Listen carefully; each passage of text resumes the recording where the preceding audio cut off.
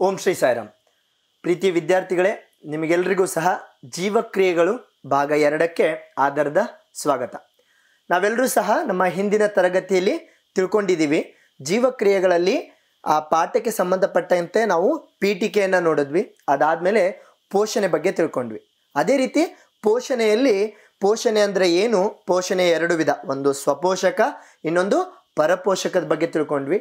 ಸ್ವಪೋಷಕಗಳಲ್ಲಿ ಸಸ್ಯಗಳಲ್ಲಿ ನಡೆಯುವಂಥ ದ್ವಿತೀಯ ಸಂಶ್ಲೇಷಣೆ ಕ್ರಿಯೆಯನ್ನು ನೋಡಿದ್ವಿ, ಪತ್ರರಂಧ್ರದ ಬಗ್ಗೆ ನೋಡಿದ್ವಿ ಮತ್ತು 2 ಪ್ರಯೋಗಗಳನ್ನು ನಾವು ಕಲ್ತಿದ್ದೀವಿ. ಪರಪೋಷಕಗಳಿಗೆ ಬಂದಾಗ ಪರಾವಲಂಬಿಗಳು ಅಂತಂದರೆ ಏನು, ಕೊಳೆತಿನಿಗಳು ಅಂತಂದ್ರೆ ಏನು, ಅತಿಥೇಯ ಜೀವಿಗಳು ಅಂದರೆ ಏನು ಅಂತ ಅನ್ನೋದನ್ನು ನಾವು ವಿವರವಾಗಿ ನೋಡಿದ್ದೀವಿ. ಆ ಪಾಠದ ಕೊನೆಯ ಭಾಗದಲ್ಲಿ ನಾವು ಏಕಕೋಶೀಯ ಜೀವಿಯಾದಂತಹ ಅಮೀಬಾದಲ್ಲಿ ಯಾವ ರೀತಿಯಾದಂಥ ಪೋಷಣೆ ನಡೆಯುತ್ತೆ ಅಂತ ಅನ್ನೋದನ್ನು ತಿಳ್ಕೊಂಡ್ವಿ. ಆ ಅಮೀಬಾದ ಜೀವಿ ತನ್ನ ಮೇಲ್ಮೈಯನ್ನು ಹೊರಚಾಚುತ್ತೆ, ಅವುಗಳನ್ನು ನಾವು ಮಿಥ್ಯಪಾದ ಅಂತ ಕರಿತೀವಿ. ನಿಮಗೆಲ್ಲ ಹಿಂದಿನ ತರಗತಿಯ ಪಾಠ ನೆನಪಿದೆ ಅಂತ ಹೇಳ್ತಾ ಇವತ್ತಿನ 2ನೇ ಭಾಗ ಆದಂಥ ಜೀರ್ಣಕ್ರಿಯೆಯನ್ನು ನಾವು ಪ್ರಾರಂಭ ಮಾಡೋಣ. ನೋಡಿ, ನೀವೆಲ್ಲರೂ ಸಹ ಈಗ ಈ ವಿಡಿಯೋ ಮುಂದೆ ಕುಂತಿದ್ದೀರಾ, ಈ ವಿಡಿಯೋವನ್ನು ನೋಡ್ತಾ ಇದ್ದೀರಾ ಮತ್ತು ಕೇಳ್ತಾ ಇದ್ದೀರಾ. ಇದೇ ರೀತಿಯಾಗಿ ನೀವು ಕೇಳ್ತಾ ಇರುವಂಥದ್ದು, ನೋಡ್ತಾ ಇರುವಂಥದ್ದನ್ನು ಬಿಟ್ಟು ಲಕ್ಷಾಂತರವಾದಂತಹ ಸಂಕೇತಗಳು ನಿಮ್ಮ ಮೆದುಳಿಗೆ ಹೋಗ್ತಾ ಇದೆ. ಬರೀ ಈ ಎಲೆಕ್ಟ್ರಾನಿಕ್ ಸಂಕೇತಗಳು ಮಾತ್ರ ಅಲ್ಲದೆ ನಿಮ್ಮ ದೇಹದಲ್ಲಿ ಅನೇಕ ರಾಸಾಯನಿಕ ಸಂಕೇತಗಳು ಸಹ ಹೋಗ್ತಾ ಇದ್ದಾವೆ. ಆ ಸಂಕೇತಗಳನ್ನೆಲ್ಲ ಮೆದುಳು ಸ್ವೀಕರಿಸ್ತಾ ಇದೆ, ಅದಕ್ಕೆ ತಕ್ಕಂತೆ ಪ್ರತಿಕ್ರಿಯೆಯನ್ನು ಕೊಡ್ತಾ ಇದೆ. ಈ ಮೆದುಳು ಆ ಕೆಲಸವನ್ನು ಮಾಡೋಕೆ ಬೇಕಾಗಿರುವಂತಹ ಆಮ್ಲಜನಕ ಸಹಿತ ರಕ್ತವನ್ನು ಒದಗಿಸ್ತಾ ಇರೋದು ಹೃದಯ. ನಿಮಗೆಲ್ಲ ಗೊತ್ತಿರುವ ಹಾಗೆ ನಮ್ಮ ಹೃದಯ ಒಂದು ನಿಮಿಷದಲ್ಲಿ 70 ಬಾರಿ ಬಡ್ಕೊಳ್ತಾ ಇದೆ. ಸುಮಾರು ಒಂದು 5 ಲೀಟರ್ನಷ್ಟು ರಕ್ತ ಒಂದು ಬಾರಿಗೆ ಹೃದಯವನ್ನು ಪ್ರವೇಶಿಸುತ್ತೆ ಮತ್ತು ಹೃದಯದಿಂದ ದೇಹದ ಬೇರೆ ಬೇರೆ ಭಾಗಗಳಿಗೆ ಚಲಿಸುತ್ತೆ. ಇದು ಹೃದಯ ಮಾಡ್ತಾ ಇದೆ. ಇನ್ನು ಆ ಹೃದಯಕ್ಕೆ ಆಕ್ಸಿಜನ್ ಸಹಿತ ರಕ್ತವನ್ನು ತರ್ತಾ ಇರೋದು ಯಾರು ಅಂತ ನಿಮಗೆಲ್ಲ ಗೊತ್ತೇ ಇದೆ, ಅದು ಶ್ವಾಸಕೋಶಗಳು. ಶ್ವಾಸಕೋಶದಲ್ಲಿ ಹತ್ತತ್ರ ಒಂದು 6 ಲೀಟರ್ನಷ್ಟು ಗಾಳಿ ಅಥವಾ ಅನಿಲ ಒಳಗೆ ಹೋಗೋದು ಮತ್ತು ಒಳಗಿನಿಂದ ದೇಹದ ಬೇರೆ ಬೇರೆ ಭಾಗಗಳಿಗೆ ಹೋಗುವಂಥ ಕೆಲಸವನ್ನು ಮಾಡ್ತಾ ಇದೆ. ಇನ್ನು ಅಶುದ್ಧವಾದಂಥ ರಕ್ತ ಕಿಡ್ನಿಗೆ ಹೋಗ್ತಾ ಇದೆ, ಅಂದರೆ ಮೂತ್ರಪಿಂಡಕ್ಕೆ ಹೋಗ್ತಾ ಇದೆ. ಅಲ್ಲಿ ಹೋಗಿ 1 ಲೀಟರ್ನಷ್ಟು ರಕ್ತ ಪರಿಶುದ್ಧಿ ಆಗುತ್ತೆ. ಅದರಿಂದಾಗಿ 10 ml ಒಂದು ಮೂತ್ರ ಅಥವಾ ಯೂರಿನ್ ಉತ್ಪತ್ತಿ ಆಗ್ತಾ ಇದೆ.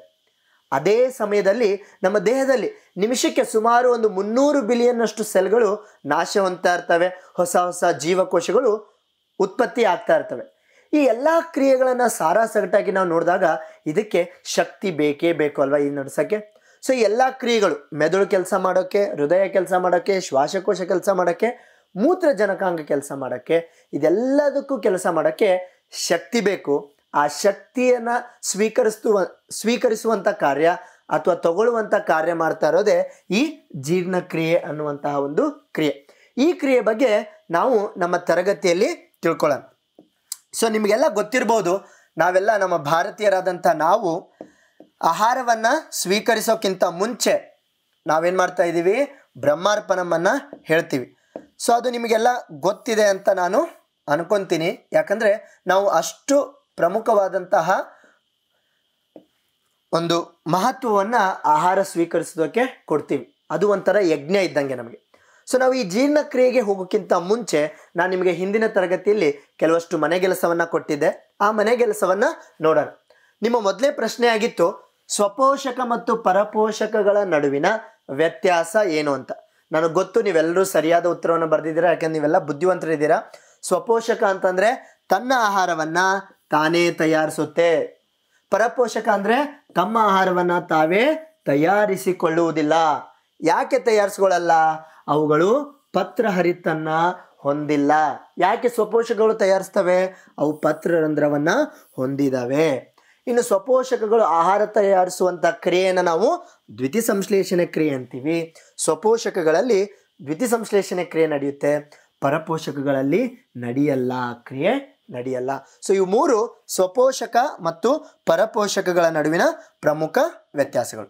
ಇನ್ನು ನಮ್ಮ 2ನೇ ಪ್ರಶ್ನೆಯನ್ನು ನಾವು ನೋಡೋದಾದರೆ, ನಿಮಗೆ ಕೇಳಿತು ದ್ವಿತೀಯ ಸಂಶ್ಲೇಷಣೆ ಅಂದರೆ ಏನು ಮತ್ತು ಅದರ ರಾಸಾಯನಿಕ ಸಮೀಕರಣವನ್ನು ಬರೆಯಕ್ಕೆ ಹೇಳಿತು. ಸೊ ಇಲ್ಲಿದೆ ನಿಮ್ಮ ಉತ್ತರ. ಏನು? ಸಸ್ಯಗಳು ಸೂರ್ಯನ ಬೆಳಕು ಮತ್ತು ಕ್ಲೋರೋಫಿಲ್ನ ನೆರವಿನಿಂದಾಗಿ ಕಾರ್ಬನ್ ಡೈಆಕ್ಸೈಡ್ ಮತ್ತು ನೀರನ್ನು ಉಪಯೋಗಿಸ್ಕೊಂಡು ಬಿಟ್ಟು ಕಾರ್ಬೋಹೈಡ್ರೇಟ್ಗಳನ್ನು ಉತ್ಪತ್ತಿ ಮಾಡುತ್ತೆ.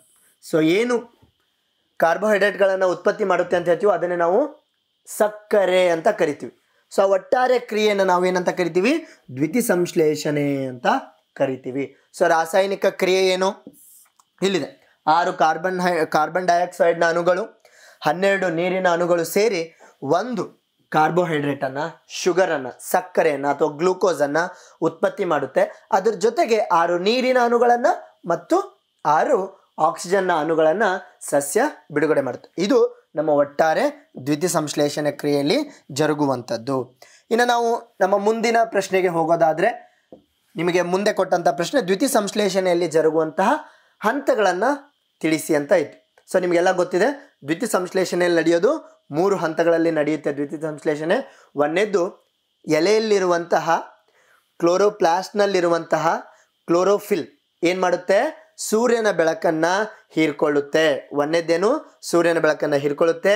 ಎರಡನೇದು ಆ ಬೆಳಕಿನ ಶಕ್ತಿ ರಾಸಾಯನಿಕ ಶಕ್ತಿಯಾಗಿ ಪರಿವರ್ತನೆ ಹೊಂದುತ್ತೆ. ಅದಷ್ಟೇ ಅಲ್ಲದೆ ನೀರಿನ ಅಣು H ಮತ್ತು O ಆಗಿ ವಿಭಜನೆಯನ್ನು ಹೊಂದುತ್ತೆ. ಇದು ಎರಡನೇ ಹಂತ. ಮೂರನೇ ಹಂತದಲ್ಲಿ ಏನಾಗುತ್ತೆ? ಕಾರ್ಬನ್ ಡೈಆಕ್ಸೈಡು ಕಾರ್ಬೋಹೈಡ್ರೇಟ್ ಆಗಿ ಪರಿವರ್ತನೆಯನ್ನು ಹೊಂದುತ್ತೆ. ಇದು ದ್ಯುತಿ ಸಂಶ್ಲೇಷಣೆಯಲ್ಲಿ ಜರುಗುವಂತಹ 3 ಹಂತಗಳು. ಇನ್ನು ನಿಮಗೆ 4ನೇ ಪ್ರಶ್ನೆ ಕೊಟ್ಟಿತ್ತು, ತೆರೆದ ಮತ್ತು ಮುಚ್ಚಿದ ಪತ್ರರಂಧ್ರದ ಚಿತ್ರ ಬರೀರಿ ಅಂತ.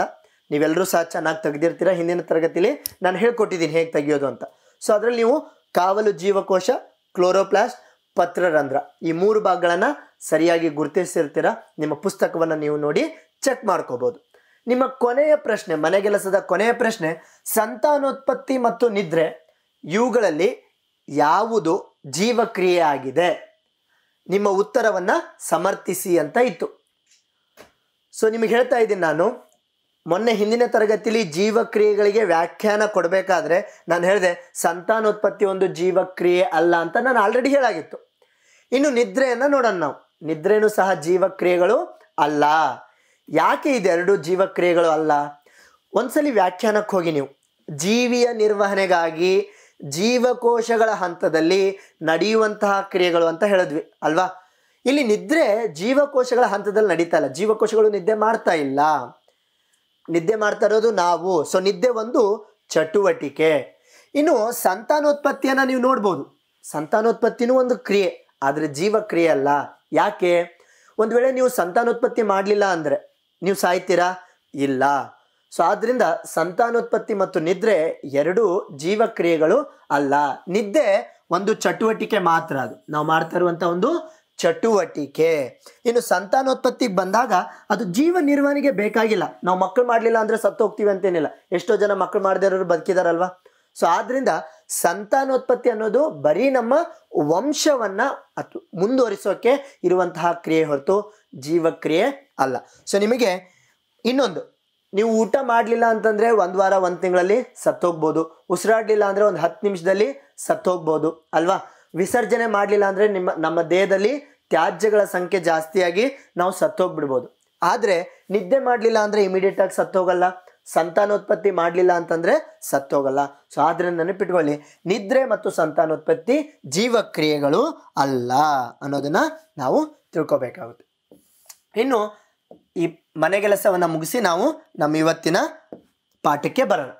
ಸೊ ನಾನು ಆಲ್ರೆಡಿ ಹೇಳಿದೆ ಜೀರ್ಣಕ್ರಿಯೆ ಬಗ್ಗೆ ನಾವು ಇವತ್ತಿನ ನಮ್ಮ ತರಗತಿಯಲ್ಲಿ ತಿಳ್ಕೊತೀವಿ ಅಂತ. ಸೊ ಈ ಜೀರ್ಣಕ್ರಿಯೆ ಪೋಷಣೆಯಲ್ಲಿ ಬರುವಂಥದ್ದು ಅಂತಲೂ ನಾವು ತಿಳ್ಕೊಂಡಿದ್ದೀವಿ ಅಲ್ವಾ? ಈ ಪೋಷಣೆ 5 ಹಂತದಲ್ಲಿ ನಡೆಯುತ್ತೆ. ಆ 5 ಹಂತಗಳು ಯಾವುದು? ಒಂದನೇದು ಸೇವನೆ, ಆಹಾರವನ್ನು ಸೇವನೆ ಮಾಡ್ತೀವಿ. ಅದಾದಮೇಲೆ ಜೀರ್ಣಕ್ರಿಯೆ ಆಗುತ್ತೆ, ಆಹಾರ ವಿಭಜನೆ ಆಗುತ್ತೆ. ಅದಾದಮೇಲೆ ಹೀರಿಕೊಳ್ಳುವಿಕೆ, ವಿಭಜನೆ ಆದಂತಹ ಆಹಾರ ಹೀರಲ್ಪಡುತ್ತೆ, ರಕ್ತವನ್ನು ಸೇರ್ಕೊಳ್ಳುತ್ತೆ, ಅದು 3ನೇ ಹಂತ. ಅದಾದಮೇಲೆ ಹೀರ್ಕೊಂಡ್ಮೇಲೆ ದೇಹದ ಎಲ್ಲ ಭಾಗಗಳಿಗೂ ಅದು ಹೋಗುತ್ತೆ.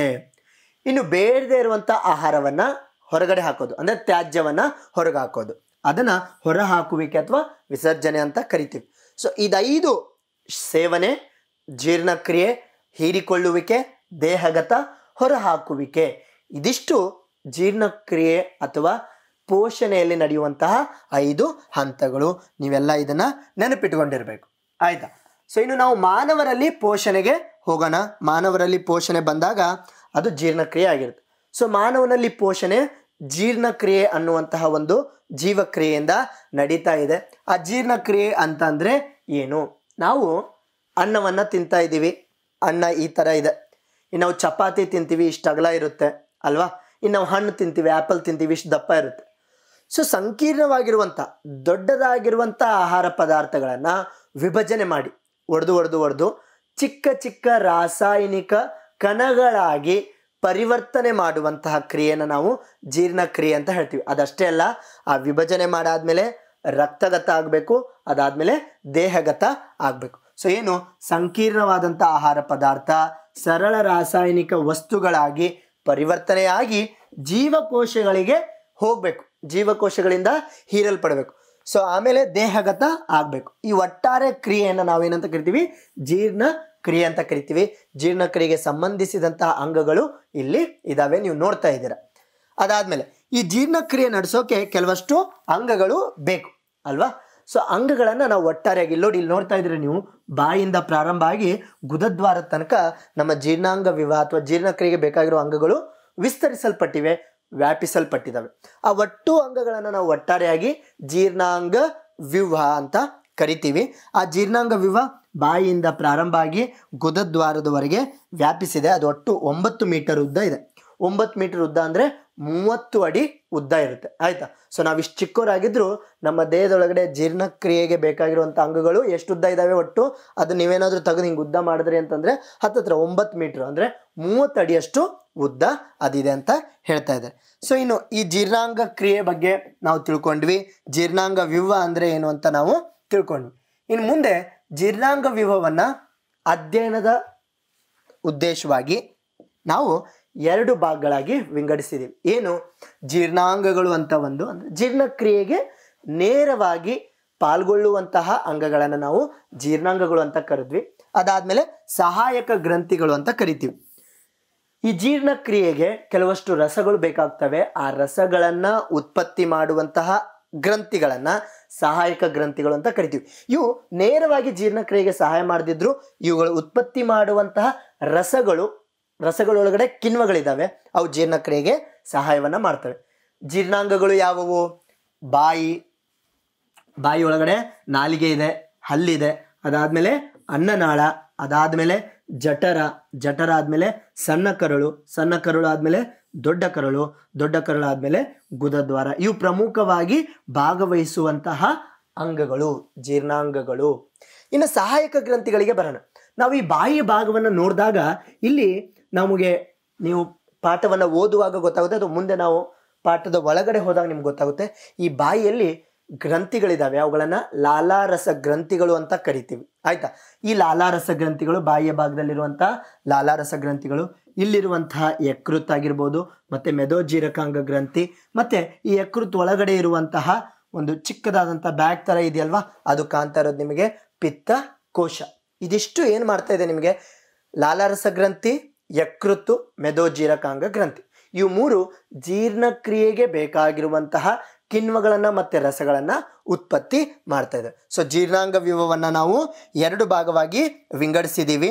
ಒಂದು ಜೀರ್ಣಾಂಗಗಳು ಅಂತ ಹೇಳ್ಬಿಟ್ಟು ಪ್ರಮುಖವಾಗಿ ಪಾಲ್ಗೊಳ್ಳುವಂತಹ ಅಂಗಗಳು, ಇನ್ನು ಸಹಾಯ ಮಾಡುವಂತಹ ಗ್ರಂಥಿಗಳನ್ನು ನಾವು ಸಹಾಯಕ ಗ್ರಂಥಿಗಳು ಅಂತ ತಗೊಂಡಿದ್ದೀವಿ. ಇನ್ನು ಈ ಅಂಗಗಳ ಬಗ್ಗೆ ತಿಳ್ಕೊಂಡಾದ್ಮೇಲೆ ನಾವೇನು ಮಾಡಬೇಕು ಅಂತಂದರೆ ಈಗ ಅದ್ರ ಒಳಗಡೆ ಹೋಗೋಣ. ಜೀರ್ಣಕ್ರಿಯೆಯಲ್ಲಿ ಏನಾಗುತ್ತೆ ಅನ್ನೋದನ್ನು ನಾವು ತಿಳ್ಕೊಬೇಕಾಗುತ್ತೆ. ಸೊ ಜೀರ್ಣಾಂಗ ವ್ಯೂಹದಲ್ಲಿ ಎಲ್ಲಿ ಏನಾಗ್ತಾ ಇದೆ ಅನ್ನೋದನ್ನು ನಾವು ತಿಳ್ಕೊಳ್ಳೋಣ. ಒಂದೇದು ನಾವು ಹೇಳಿದ್ವಿ, ಜೀರ್ಣಕ್ರಿಯೆ ಸ್ಟಾರ್ಟ್ ಆಗೋದೇ ಬಾಯಿ ಅಂತ ಹೇಳಿದ್ವಿ. ಈ ಬಾಯಿಯಲ್ಲಿ ಏನಾಗುತ್ತೆ ಅಂತಂದರೆ ನಿಮಗೆಲ್ಲ ಗೊತ್ತಿದೆ, ನಮ್ಮ ಬಾಯಿ ಒಳಗಡೆ ಹಲ್ಲಿದೆ, ನಾಲಿಗೆ ಇದೆ ಅಲ್ವಾ. ಸೊ ಇವೆರಡು ಜೀರ್ಣಕ್ರಿಯೆಯಲ್ಲಿ ಪ್ರಮುಖ ಪಾತ್ರವನ್ನು ವಹಿಸ್ತವೆ. ನಾವು ತಗೊಳ್ತಾ ಇರುವಂಥ ಆಹಾರವನ್ನು ಹಲ್ಲು ಅಗಿಯುತ್ತೆ, ಅದು ಯಾಂತ್ರಿಕವಾಗಿ ಕೆಲಸ ಮಾಡುತ್ತೆ. ಇನ್ನು ನಮ್ಮ ಬಾಯಿ ಒಳಗಡೆ ಇರುವಂಥ ನಾಲಿಗೆ ಏನು ಮಾಡುತ್ತೆ? ಆಹಾರವನ್ನು ಮೆಲುಕು ಹಾಕೋಕ್ಕೆ, ಆ ಕಡೆ ಈ ಕಡೆ ಹಾಕೋಕ್ಕೆ ಒಂಥರ ಸೌಟ್ ಥರ ಕೆಲಸ ಮಾಡುತ್ತೆ. ನಾಲಿಗೆ ಆ ರೀತಿ ಸಹಾಯ ಮಾಡ್ತಾಯಿದೆ. ಇನ್ನು ಬಾಯಿ ಒಳಗಡೆ ಲಾಲಾರಸ ಗ್ರಂಥಿಗಳಿದ್ದಾವೆ ಅಂತ ನಾನು ಹೇಳಿದ್ನಲ್ವ, ಆ ಲಾಲಾರಸ ಗ್ರಂಥಿಗಳು ಲಾಲಾ ರಸವನ್ನು ಉತ್ಪತ್ತಿ ಮಾಡ್ತವೆ. ನೆನಪಿಟ್ಕೊಳ್ಳಿ, ಲಾವಾರಸ ಅಲ್ಲ, ಲಾಲಾ ರಸ, ಅದನ್ನು ಉತ್ಪತ್ತಿ ಮಾಡ್ತವೆ. ಆ ಲಾಲಾರಸ ಏನು ಮಾಡುತ್ತೆ? ಆಹಾರವನ್ನು ರಾಸಾಯನಿಕವಾಗಿ ಜೀರ್ಣಕ್ರಿಯೆ ಮಾಡೋಕ್ಕೆ ಪ್ರಾರಂಭ ಮಾಡುತ್ತೆ. ಆಹಾರವನ್ನು ಮೆದು ಮಾಡುತ್ತೆ. ಆಹಾರದೊಳಗಿರುವಂತಹ ಪಿಷ್ಟವನ್ನು ಅಂದರೆ ಕಾರ್ಬೋಹೈಡ್ರೇಟನ್ನು ವಿಭಜನೆ ಮಾಡೋಕ್ಕೆ ಪ್ರಾರಂಭ ಮಾಡುತ್ತೆ. ಸೊ ನಾಲಿಗೆ ಮತ್ತು ಹಲ್ಲಿನಿಂದಾಗಿ ಆಹಾರ ಯಾಂತ್ರಿಕವಾಗಿ ವಿಭಜನೆ ಹೊಂದ್ಬಿಟ್ಟು ಚಿಕ್ಕ ಚಿಕ್ಕ ಕಣಗಳಾಗ್ತವೆ. ಇನ್ನು ರಾಸಾಯನಿಕವಾಗಿ ಉತ್ಪತ್ತಿಯಾಗಿರುವಂತಹ ಲಾಲಾರಸದಿಂದ ಅಗಿದಿರುವಂತಹ ಆಹಾರ ಮೆದುವಾಗುತ್ತೆ, ಗೋಳಾಕಾರವಾಗುತ್ತೆ. ಅದನ್ನು ನಾವು ಬೋಲಸ್ ಅಂತ ಕರಿತೀವಿ. ಈ ಬಾಯಿ ಒಳಗಡೆ ಅಗ್ಗಿದ್ದು ಲಾಲಾರಸ ಒಂದಾಗಿ ಮೆದುವಾಗಿರುವಂಥ ಆಹಾರದ ಭಾಗವನ್ನು ನಾವು ಬೋಲಸ್ ಅಂತ ಕರಿತೀವಿ. ಆ ಬೋಲಸ್ ಏನು ಮಾಡುತ್ತೆ, ಬಾಯಿಯಿಂದ ಗಂಟಲನ್ನು ಪ್ರವೇಶಿಸುತ್ತೆ. ಸೊ ಅದಕ್ಕಿಂತ ಮುಂಚೆ ಏನಪ್ಪ ಅಂತಂದರೆ, ಈ ಲಾಲಾರಸ ನಾನು ಹೇಳಿದೆ ರಾಸಾಯನಿಕವಾಗಿ ಕ್ರಿಯೆ ನಡೆಸುತ್ತೆ ಅಂತ. ಆ ಲಾಲಾರಸದಲ್ಲಿ ಅಮೈಲೇಸ್ ಅನ್ನುವಂಥ ಕಿಣ್ವ ಇದೆ. ಸೊ ನೆನಪಿಟ್ಕೊಳ್ಳಿ, 2 ಅಮೈಲೇಸ್ ಬರುತ್ತೆ, ಒಂದು ಇಲ್ಲಿ, ಇನ್ನೊಂದು ಮುಂದೆ ಬರುತ್ತೆ. ನಾನು ಎಲ್ಲಿ ಅಂತ ಹೇಳ್ತೀನಿ. ಸೊ ಈ ಲಾಲಾರಸದಲ್ಲಿರುವಂಥ ಅಮೈಲೇಸ್ ಏನು ಮಾಡುತ್ತೆ, ಪಿಷ್ಟವನ್ನು ಮಾಲ್ಟೋಸ್ ಆಗಿ ಪರಿವರ್ತನೆ ಮಾಡುತ್ತೆ. ಪಿಷ್ಟ ಅಂದರೆ ಕಾರ್ಬೋಹೈಡ್ರೇಟ್, ಸ್ಟಾರ್ಚ್, ಆಯಿತಾ. ಸೊ ಅದನ್ನು ಒಡೆದ್ಬಿಟ್ಟು ಮಾಲ್ಟೋಸ್ ಆಗಿ ಪರಿವರ್ತನೆ ಮಾಡುತ್ತೆ. ಮಾಡ್ತಾ ಇರೋದು ಯಾರು, ಅಮೈಲೇಸ್ ಅನ್ನುವಂಥ ಕಿಣ್ವ ಮಾಡ್ತಾ ಇದೆ. ಸೊ ಇದಿಷ್ಟು ನಮ್ಮ ಬಾಯಿಯಲ್ಲಿ ನಡೆಯುವಂಥದ್ದು. ಏನು, ಯಾಂತ್ರಿಕವಾಗಿ ರಾಸಾಯನಿಕವಾಗಿ ಜೀರ್ಣಕ್ರಿಯೆ ಪ್ರಾರಂಭ ಆಗುತ್ತೆ. ಮೆದುವಾದಂಥ ಆಹಾರವನ್ನು ನಾವು ಬೋಲಸ್ ಅಂತ ಕರಿತೀವಿ. ಅದಷ್ಟೇ ಅಲ್ಲದೆ ಅಮೈಲೇಸು ಸ್ಟಾರ್ಚ್ ಅನ್ನು ಅಥವಾ ಪಿಷ್ಟವನ್ನು ಮಾಲ್ಟೋಸ್ ಆಗಿ ಪರಿವರ್ತನೆ ಮಾಡುತ್ತೆ ಅಂತ ನಾವು ಹೇಳಿದ್ವಿ. ಇನ್ನು ಬಾಯಿಯಿಂದ ಆಹಾರ ಮುಂದೆ ನಾವೇನಂತ ಹೇಳಿದ್ವಿ, ಗಂಟಲನ್ನು ಪ್ರವೇಶಿಸುತ್ತೆ ಅಂತ ಹೇಳಿದ್ವಿ ಅಲ್ವಾ. ಈಗ ಗಂಟ್ಲಲ್ಲಿ ಏನಾಗುತ್ತೆ ಅಂತ ನಾವು ನೋಡೋಣ. ಸೊ ಗಂಟ್ಲು ಅಂದ ತಕ್ಷಣ ನೆನಪಿಟ್ಕೊಳ್ಳಿ, ನಮ್ಮ ಧ್ವನಿ ಬರ್ತಾ ಇರೋದು ಸಹ ಗಂಟ್ಲಿಂದಾನೆ ಅಲ್ವಾ. ನಾವು ಗಾಳಿ ತಗೊತಾ ಇರೋದು ಗಂಟ್ಲು ಮುಖಾಂತರನೇ ಹೋಗ್ತಾ ಇದೆ, ಆಹಾರ ತಗೊತಾ ಇರೋದು ಗಂಟ್ಲು ಮುಖಾಂತರನೇ ಹೋಗ್ತಾ ಇದೆ. ಅಂದರೆ ಈ ಗಾಳಿ ಮತ್ತು ಆಹಾರಕ್ಕೂ ಒಂದೇ ಪ್ರವೇಶ ದ್ವಾರ ಇದೆ, ಅದು ಗಂಟ್ಲು. ಸೊ ಏನಾಗುತ್ತೆ, ಈ ಆಹಾರ ನುಂಗಿದಾಗ ಆ ಆಹಾರ ನಮ್ಮ ಶ್ವಾಸಕೋಶಕ್ಕೆ ಹೋಗುವಂಥ ಸಾಧ್ಯತೆಯೂ ಇರುತ್ತೆ, ಅಂದರೆ ಶ್ವಾಸನಾಳದ ಮುಖಾಂತರ. ಅದನ್ನು ತಪ್ಪಿಸ್ಬೇಕಲ್ವಾ. ಭಗವಂತ ನೋಡಿ ಎಷ್ಟು ಪ್ಲ್ಯಾನ್ ಮಾಡಿದ್ದಾನೆ. ಈ ಇಂಜಿನಿಯರಿಂಗು ಮೋಸ್ಟ್ಲಿ ನಾವು ಮನುಷ್ಯರು ಎಷ್ಟೇ ಬುದ್ಧಿವಂತ ಇಂಜಿನಿಯರ್ ಸೇರಿದ್ರು ಇಂಥ ಒಂದು ಮೆಕ್ಯಾನಿಸಮ್ನ ಸೃಷ್ಟಿ ಮಾಡೋದು ಕಷ್ಟ. ಯಾಕೆಂದರೆ ನಾವು ಸೇವಿಸಿರುವಂಥ ಆಹಾರ ಶ್ವಾಸನಾಳ ಹೋಗದೇ ಇರಲಿ ಅನ್ನೋ ಕಾರಣಕ್ಕಾಗಿ ಇಲ್ಲೊಂದು ಚಿಕ್ಕದಾಗಿರುವಂಥ ಎಪಿಗ್ಲಾಟಿಸ್ ಅನ್ನುವಂಥ ಭಾಗವನ್ನು, ಅಂಗಾಂಶವನ್ನು ಇಟ್ಟಿದ್ದಾನೆ. ಏನು ಮಾಡುತ್ತೆ ಆ ಎಪಿಗ್ಲಾಟಿಸ್ ಅಂಗಾಂಶ, ಆಹಾರ ಹೋಗ್ತಾ ಇರಬೇಕಾದ್ರೆ ಆ ಎಪಿಗ್ಲಾಟಿಸ್ ಮುಚ್ಕೊಂಡು ಬಿಡುತ್ತೆ, ಶ್ವಾಸನಾಳವನ್ನು ಮುಚ್ಚಿಬಿಡುತ್ತೆ. ಬಂದಿರುವಂಥ ಆಹಾರ ಆರಾಮಾಗಿ ಅನ್ನನಾಳಕ್ಕೆ ಹೋಗುತ್ತೆ. ಸೊ ಇದು ಎಪಿಗ್ಲಾಟಿಸ್ನ ಕಾರ್ಯ. ಎಪಿಗ್ಲಾಟಿಸ್ ಏನು ಮಾಡುತ್ತೆ, ಆಹಾರ ಶ್ವಾಸನಾಳವನ್ನು ಮುಚ್ಚುವುದರ ಮುಖಾಂತರ ಬೋಲಸ್ ಶ್ವಾಸನಾಳವನ್ನು ಪ್ರವೇಶಿಸುವುದನ್ನು ತಡೆಗಟ್ಟುತ್ತೆ. ಅದಾದಮೇಲೆ ಆಹಾರ, ಆ ಬೋಲಸ್ ಏನಾಗುತ್ತೆ, ಗಂಟಲಿನ ಮುಖಾಂತರ ಅನ್ನನಾಳವನ್ನು ತಲುಪುತ್ತೆ. ಇನ್ನು ಅನ್ನನಾಳವನ್ನು ತಲುಪಿದ ಮೇಲೆ ಏನಾಗುತ್ತೆ, ಸೊ ಅನ್ನನಾಳ ನೆನಪಿಟ್ಕೊಳ್ಳಿ, ಇದು ಹತ್ತತ್ರ ಒಂದು 8 ಸೆಂಟಿಮೀಟ್ರಿಂದ 25 ಸೆಂಟಿಮೀಟರ್ ತನಕ ಇರುತ್ತೆ. ಅದರ ಉದ್ದ ಯಾವುದ್ರ ಮೇಲೆ ಆಧಾರ ಆಗಿರುತ್ತೆ ಅಂದರೆ ನಿಮ್ಮ ವಯಸ್ಸೆಷ್ಟು ಮತ್ತು ನೀವು ಎಷ್ಟು ಎತ್ತರ ಇದ್ದೀರಾ ಅನ್ನೋದ್ರ ಮೇಲೆ ಆಧಾರ ಆಗುತ್ತೆ.